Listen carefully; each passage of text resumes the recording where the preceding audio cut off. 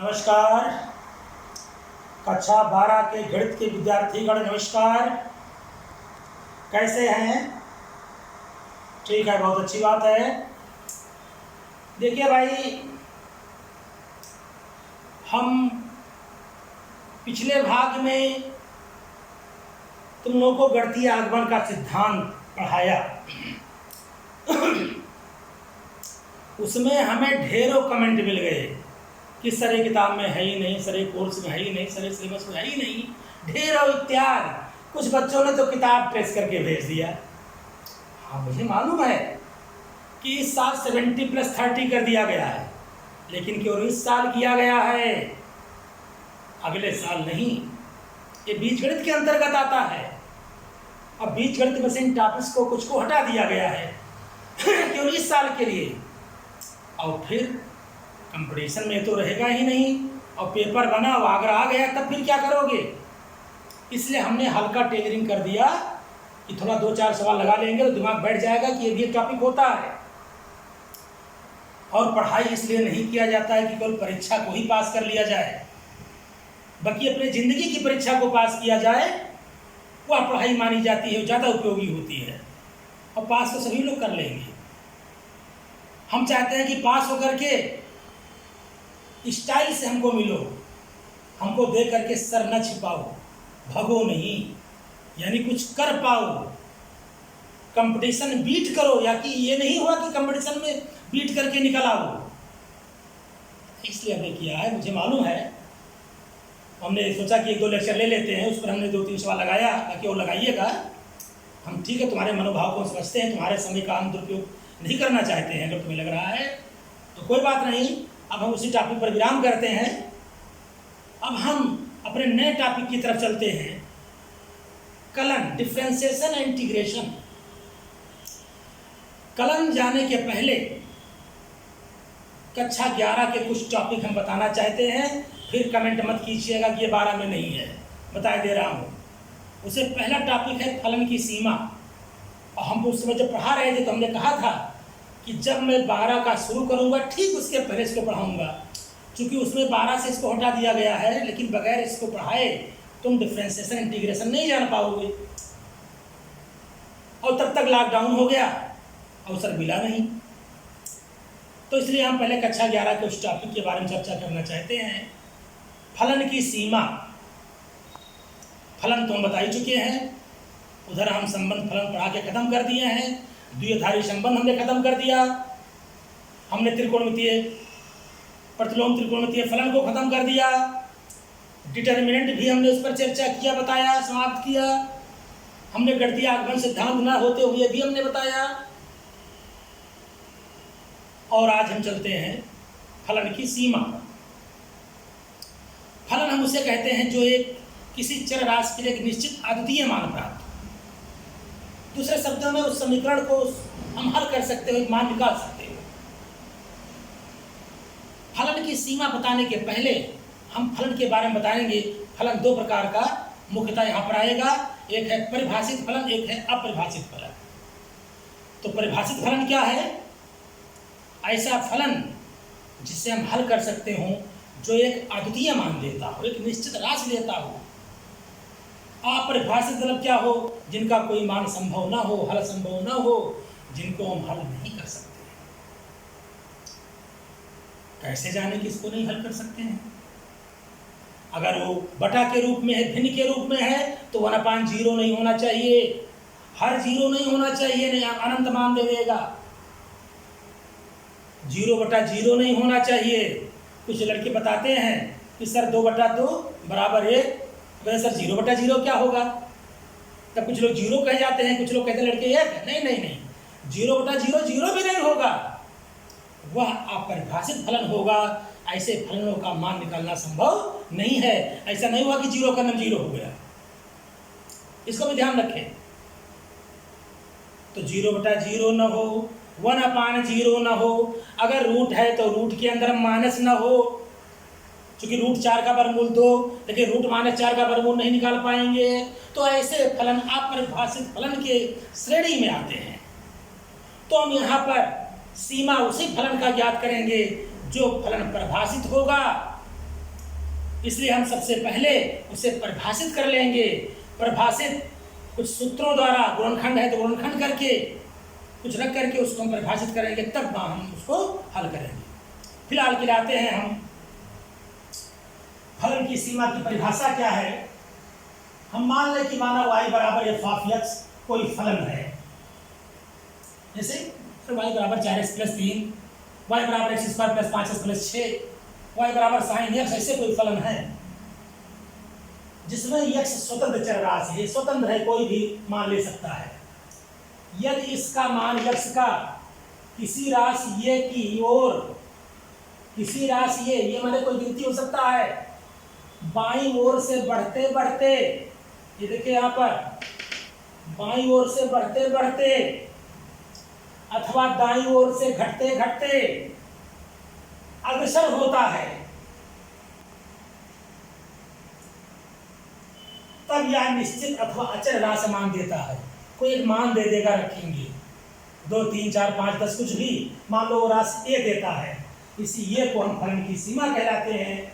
इसे प्रतीक रूप में हम लिमिट LIM इस्तेमाल करने, LIM लिमिट x, इसको बोलते हैं टेंस की को, मैंने x ये मान को धारण करता है, f ऑफ x फलन है और ये बराबर आएगा किसके,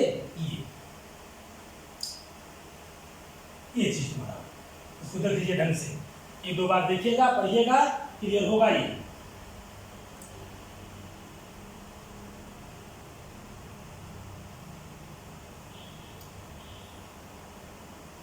ठीक, अब हेडिंग डालें, लिखें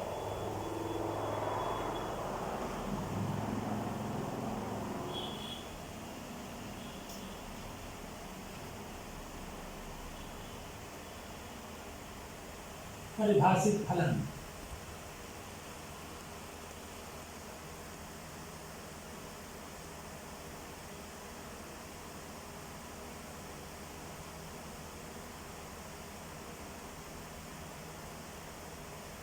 डालिए परिभाषित फलन।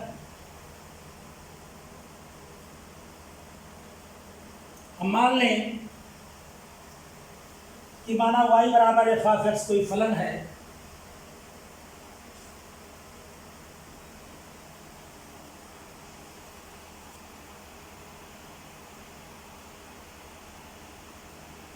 कोई फलन है, यदि फलन में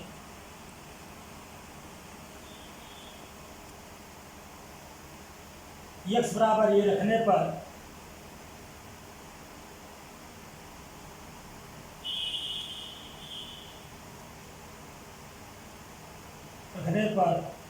फलन f ऑफ ये, यहाँ x की जगह ये रख दिया जाए तो f ऑफ ये एक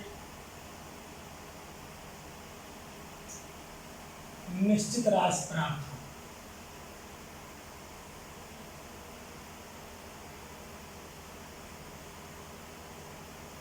निश्चित राशि प्राप्त हो, परिभाषित फलन कहलाता है।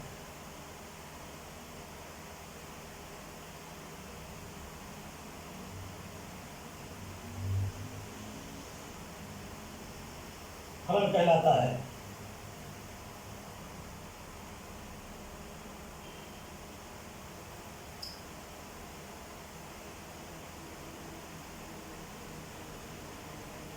उदाहरण,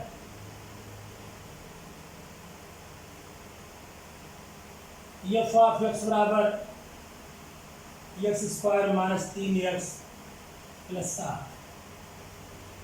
तो f ऑफ 2 बराबर, f ऑफ 2 x की जगह 2 रखा गया, तो यहाँ जहाँ जहाँ x है 2 रख दें, 2 स्क्वायर माइनस 3 गुणे 2 प्लस 7, 2 का स्क्वायर 4, 3 दूनी 6 प्लस 7, 7 4 11 माइनस 6 बराबर किसके 5।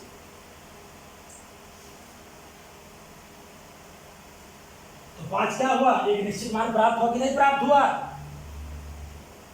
तो इस प्रकार के फलनों को हम क्या कहते हैं, परिभाषित फलन कहते हैं। लिख लें, इसको नोट कर लें,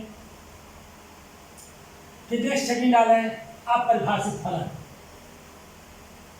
बता रहा हूं।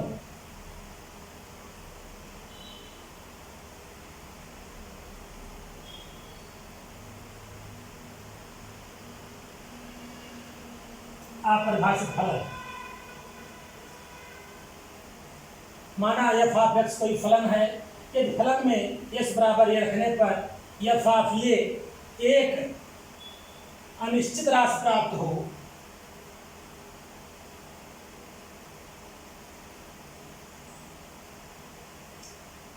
एक अनिश्चित राशि प्राप्त हो, तो ऐसे फलन को अपरिभाषित फलन कहते हैं।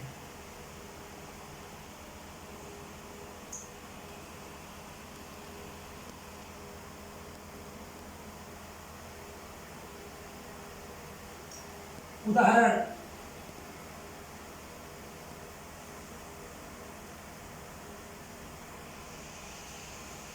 मान लें हम एफ ऑफ एक्स बराबर एक्स स्क्वायर माइनस 4 अपान एक्स माइनस 2 लिखा हुआ है और एफ ऑफ 2 का मान पूछता है। तो देखिए रख करके 2 का स्क्वायर माइनस 4 बटा 2 माइनस 2, 2 का स्क्वायर 4 माइनस 4 बटा 2 माइनस 2 बराबर क्या होगा 0 बटा, जो कि अपरिभाषित है।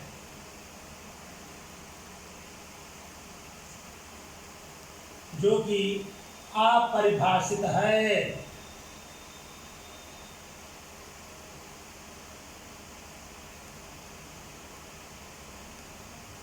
नोट